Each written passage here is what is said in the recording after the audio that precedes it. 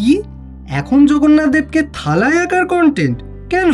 রোদ তো সেই কবেই চলে গেছে।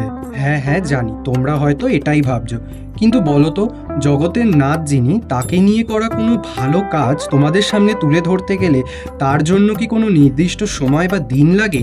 Every time is a good time to post or share positive contents. যাই হোক, ভিডিও দেখেই বুঝে গেছো যে আজ আমি কি নিয়ে কথা বলছি। সামনেই জন্মাষ্টমী, তাই ভাবলাম গোপালকে নিয়ে কিছু করতে পারি আর না পারি এই ভিডিও টিউটোরিয়ালটা তোমাদের সাথে শেয়ার করি। কারণ জগন্নাথ দেব তো আসলে ভগবান শ্রীকৃষ্ণই।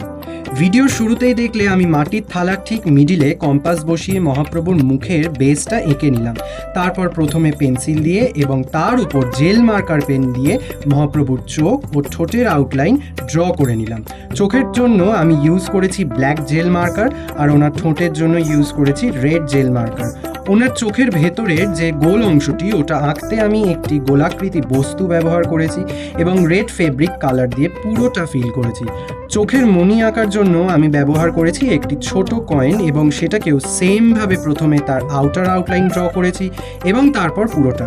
আউটলাইন ড্র করার জন্য আমি ব্যবহার করেছি সোনাই 000 তুলি। তারপর একে একে মহাপ্রভুর পুরো মুখ, ঠোঁট ও চোখের মণি একই পদ্ধতিতে ফিল করে নিয়েছি। অফ ক্যামেরায় আমি মহাপ্রভুর তিলক ও নাথ্যটা এঁকে নিয়েছি এবং তিলকটা আমি কিন্তু মণিপুরি কলকা করেছি যাতে একটু অন্যরকম লাগে। নাথ্যটাও কিন্তু কলকা দিয়েই করা।